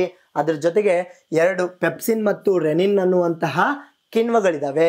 ಆ ಪೆಪ್ಸಿನ್ ಮತ್ತು ರೆನಿನ್ ಎರಡೂ ಸಹ ಪ್ರೋಟೀನನ್ನು ವಿಭಜನೆ ಮಾಡ್ತಾ ಇದ್ದಾವೆ. ಇನ್ನು ನೆಕ್ಸ್ಟ್ ಸಣ್ಣ ಕರಳಿಗೆ ಬರೋಣ. ಸಣ್ಣ ಕರಳಿನಲ್ಲಿ ನಡೀತಾ ಇರುವಂಥ ಚಲನೆಯನ್ನು ಪರಿಕ್ರಮಣ ಚಲನೆ ಅಂತ ಕರೆದ್ವಿ. ಅದರಲ್ಲಿ ಉತ್ಪತ್ತಿ ಆಗ್ತಾ ಇರುವಂಥ ಜೀರ್ಣಕಾರಿ ರಸವನ್ನು ನಾವು ಸಣ್ಣ ಕರುಳಿನ ರಸ ಅಂತ ಕರೆದ್ವಿ. ಇಲ್ಲಿ ಜೀರ್ಣಕಾರಿ ರಸ ಆಗಿದೆ, ಅದನ್ನು ನೀವು ಸಣ್ಣ ಕರುಳಿನ ರಸ ಅಂತ ಮಾಡ್ಕೊಳ್ಳಿ. ಆ ರಸದೊಳಗಡೆ 4 ಕಿಣ್ವಗಳಿದಾವೆ ಅಂತ ಹೇಳಿದ್ವಿ. ಮಾಲ್ಟೇಸ್, ಸುಕ್ರೇಸ್, ಲ್ಯಾಕ್ಟೇಸ್, ಪೆಪ್ಟಿಡೇಸ್ ಅನ್ನೋದು. ಈ ಮಾಲ್ಟೇಸು, ಸುಕ್ರೇಸು, ಲ್ಯಾಕ್ಟೇಸು ಕಾರ್ಬೋಹೈಡ್ರೇಟ್ಗಳ ಮೇಲೆ ವಿಭಜನೆ ಮಾಡ್ತಾ ಇದೆ, ಅಥವಾ ಕಾರ್ಬೋಹೈಡ್ರೇಟ್ಗಳ ಮೇಲೆ ಕ್ರಿಯೆಯನ್ನು ನಡೆಸ್ತಾ ಇದೆ. ಈ ಪೆಪ್ಟಿಡೇಸ್ ಅನ್ನುವಂಥ ಕಿಣ್ವ ಪ್ರೋಟೀನ್ಗಳ ಮೇಲೆ ಕಾರ್ಯ ನಡೆಸ್ತಾ ಇದೆ. ಅದಾದಮೇಲೆ ನಾವು ಮೆದೋಜೀರಕ ಗ್ರಂಥಿಗೆ ಬರೋಣ. ಮೆದೋಜೀರಕ ಗ್ರಂಥಿ ಯಾವುದೇ ರೀತಿಯಾದಂಥ ಚಲನೆ ನಡೆಯಲ್ಲ, ಅದರೊಳಗಡೆ ಒಂದು ರಸ ಉತ್ಪತ್ತಿ ಆಗುತ್ತೆ, ಅದನ್ನು ನಾವು ಮೆದೋಜೀರಕ ರಸ ಅಂತ ಕರಿತೀವಿ. ಆ ರಸದಲ್ಲಿ ಅಮೈಲೇಸ್, ಟ್ರಿಪ್ಸಿನ್, ಲೈಪೇಸ್ ಅನ್ನುವಂತಹ 3 ಕಿಣ್ವಗಳು ಉತ್ಪತ್ತಿ ಆಗ್ತಾ ಇದ್ದಾವೆ. ಆ 3 ಕಿಣ್ವಗಳು ಕಾರ್ಬೋಹೈಡ್ರೇಟ್, ಪ್ರೋಟೀನ್ ಮತ್ತು ಕೊಬ್ಬನ್ನು ವಿಭಜನೆ ಮಾಡ್ತಾ ಇದ್ದಾವೆ. ಇನ್ನು ಕೊನೆಯದಾಗಿ ಯಕೃತ್ತಿಗೆ ನಾವು ಬರೋಣ. ಈ ಯಕೃತ್ತು ಯಾವುದೇ ರೀತಿಯಾದಂಥ ಚಲನೆಯನ್ನು ತೋರಿಸಲ್ಲ, ಅದರಲ್ಲಿ ಉತ್ಪತ್ತಿ ಆಗ್ತಿರುವಂಥ ರಸವನ್ನು ಪಿತ್ತರಸ ಅಂತೀವಿ. ಈ ಪಿತ್ತರಸ ಸಂಗ್ರಹ ಆಗೋದು ಪಿತ್ತ ಕೋಶದಲ್ಲಿ. ಇದರೊಳಗಡೆ ಯಾವುದೇ ರೀತಿಯಾದಂಥ ಕಿಣ್ವಗಳು ಇಲ್ಲ. ಆದರೆ ಈ ಪಿತ್ತರಸ ಏನು ಮಾಡುತ್ತೆ? ಕೊಬ್ಬಿನ ದೊಡ್ಡ ದೊಡ್ಡ ಕಣಗಳನ್ನು ಚಿಕ್ಕ ಚಿಕ್ಕ ಕಣಗಳಾಗಿ ವಿಭಜನೆಯನ್ನು ಮಾಡುತ್ತೆ. ಇನ್ನು ಕೊನೆಯದಾಗಿ ನಮ್ಮ ದೊಡ್ಡ ಕರಳಿದೆ. ಆ ದೊಡ್ಡ ಕರಳಿನಲ್ಲಿ ನಡೆಯುವಂಥ ಚಲನೆಯನ್ನು ನಾವು ಪರಿಕ್ರಮಣ ಚಲನೆ ಅಂತ ಕರಿತೀವಿ. ಅಲ್ಲಿ ಯಾವುದೇ ರೀತಿಯಾದಂಥ ರಸ ಆಗಲಿ ಕಿಣ್ವಗಳಾಗಿ ಉತ್ಪತ್ತಿ ಆಗೋದಿಲ್ಲ. ಅಲ್ಲಾಗೋದೇನು? ನೀರಿನ ಹೀರಿಕೆ ಆಗುತ್ತೆ ಮತ್ತು ಬ್ಯಾಕ್ಟೀರಿಯಾಗಳ ಕ್ರಿಯೆ ನಡೆಯುತ್ತೆ. ಸೊ ಇದಿಷ್ಟು ನಮ್ಮ ಜೀರ್ಣಕ್ರಿಯೆಯಲ್ಲಿ ನಡೆಯುವಂಥ ಕೆಲಸ. ಸಂಕ್ಷಿಪ್ತವಾಗಿ ನೆನಪಿಟ್ಕೊಳ್ಳಿ, ಜಠರದಲ್ಲಿ ಬರೀ ಪ್ರೋಟೀನ್ನ ವಿಭಜನೆ ಆಗುತ್ತೆ, ಸಣ್ಣ ಕರುಳಿನಲ್ಲಿ ಕಾರ್ಬೋಹೈಡ್ರೇಟ್ ಮತ್ತು ಪ್ರೋಟೀನ್ನ ವಿಭಜನೆ ಆಗುತ್ತೆ. ಮೆದೋಜೀರಕ ಗ್ರಂಥಿಯ ರಸದಿಂದಾಗಿ ಸಣ್ಣ ಕರಳಿನಲ್ಲಿ ಕಾರ್ಬೋಹೈಡ್ರೇಟ್, ಪ್ರೋಟೀನ್, ಕೊಬ್ಬು ಇವುಗಳ ವಿಭಜನೆ ಉಂಟಾಗುತ್ತೆ. ಸೊ ಇದಿಷ್ಟು ನಮ್ಮ ಇವತ್ತಿನ ತರಗತಿ ಜೀರ್ಣಕ್ರಿಯೆ ಬಗ್ಗೆ. ನಿಮಗೆಲ್ರಿಗೂ ಸಹ ಅರ್ಥ ಆಗಿದೆ ಅಂತ ನಾನು ಅನ್ಕೊತೀನಿ. ಸೊ ನಮ್ಮ ಮುಂದಿನ ಭಾಗದಲ್ಲಿ ನಾವು ಮತ್ತೆ ಭೇಟಿಯಾಗೋಣ. ಆ ಭೇಟಿ ಆಗೋಕ್ಕಿಂತ ಮುಂಚೆ ನಿಮಗೆ ಚಿಕ್ಕದಾಗಿರುವಂಥ ಮನೆಗೆಲಸ, ಒಂದೇ ಮನೆಗೆಲಸ. ನೀವೇನು ಮಾಡಬೇಕು ಅಂದರೆ, ಮೊದಲು ಜೀರ್ಣಕ್ರಿಯೆಯ ಅಂಗವನ್ನು ಅಥವಾ ಜೀರ್ಣಾಂಗ ವಿವದ ಚಿತ್ರವನ್ನು ಬಿಡಿಸೋದನ್ನು ಕಲಿಬೇಕು. ಜೀರ್ಣಾಂಗ ವಿವದ ಭಾಗಗಳನ್ನು ಗುರುತಿಸೋದನ್ನು ಕಲಿ, ಮತ್ತು ಸಣ್ಣ ಕರುಳಿನಲ್ಲಿ ಆಹಾರದ ಜೀರ್ಣ ಹೇಗಾಗುತ್ತೆ ಅಥವಾ ಸಣ್ಣ ಕರುಳಿನಲ್ಲಿ ನಡೆಯುವಂತಹ ಕಾರ್ಯ ಏನು ಅನ್ನೋದನ್ನು ಬರೀಬೇಕು. ಸೊ ನಿಮಗೆ 2 ಹೋಮ್ವರ್ಕನ್ನು ಕೊಟ್ಟಿದೆ. ಒಂದು ಜೀರ್ಣಾಂಗ ವಿವದ ಚಿತ್ರ ಬರೆಯೋದು, ಇನ್ನು ಸಣ್ಣ ಕರುಳಿನಲ್ಲಿ ನಡೆಯುವಂತಹ ಜೀರ್ಣಕ್ರಿಯೆ ಯಾವ ರೀತಿಯಾಗಿರುತ್ತೆ ಅನ್ನೋದನ್ನು ನೀವು ವಿವರಿಸಬೇಕಾಗಿದೆ. ಸೊ 2 ಮನೆಗೆಲಸಗಳನ್ನು ಮಾಡ್ಕೊಂಡು ಬನ್ನಿ. ನಾವು ಮುಂದಿನ ತರಗತಿಗಳಲ್ಲಿ ನಿಮ್ಮನ್ನು ಮತ್ತೆ ಭೇಟಿಯಾಗೋಣ. ಸಾಯಿರಾಮ್.